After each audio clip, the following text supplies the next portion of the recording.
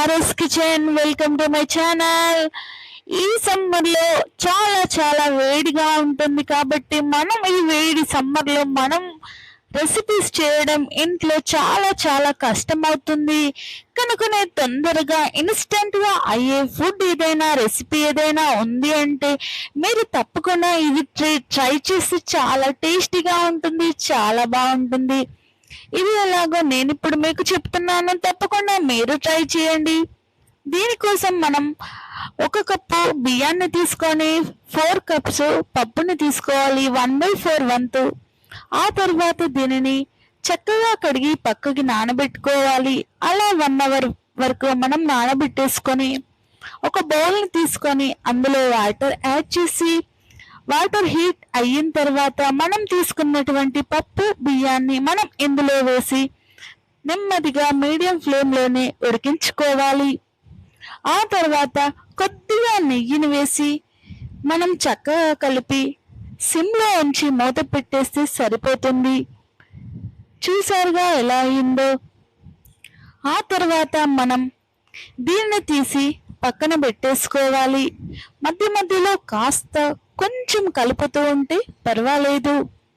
చూసారుగా ఎలా ఉందో, చాలా టేస్టీగా ఉంటుంది. ఇంకా మీ ఇంట్లో పిల్లలకైతే మరీ నచ్చుతుంది.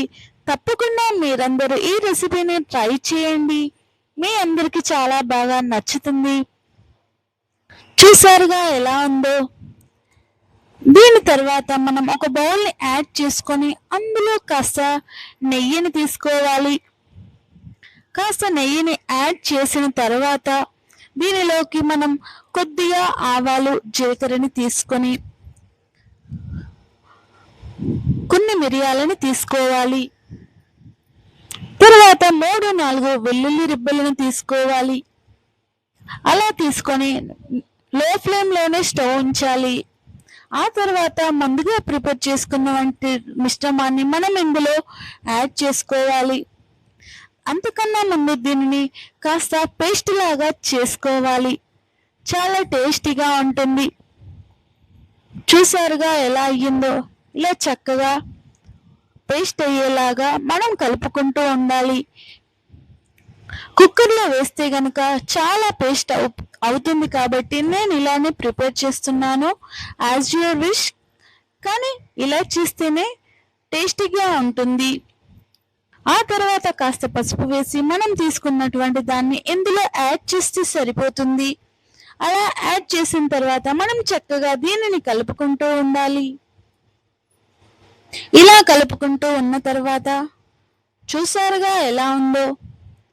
తర్వాత కొద్దిగా కారం పొడి వేసుకొని కలుపుకోవాలి. అలా కారం పొడి మనం తీసుకున్న దాంట్లో మొత్తంగా మిక్స్ అయ్యేలాగా మనం కలుపుకుంటూనే ఉండాలి. ఇలా కలుపుకొని మనం దీని తర్వాత కొద్దిగా ఇందులో వాటర్ని యాడ్ చేయాలి. ముందే యాడ్ చేస్తే కారం అనేది సరిగ్గా పట్టదు కాబట్టి నేను ఇలా యాడ్ చేశాను. చూసారుగా ఎలా అయ్యిందో. చాలా టేస్టీగా ఉంటుంది. ఇలా వాటర్ యాడ్ చేసిన తర్వాత మినిమం 10 మినిట్స్ వరకు లో ఫ్లేమ్లో మనం ఉడికించుకుంటేనే టేస్టీగా ఉంటుంది. హై ఫ్లేమ్లో మాత్రం పెట్టకండి.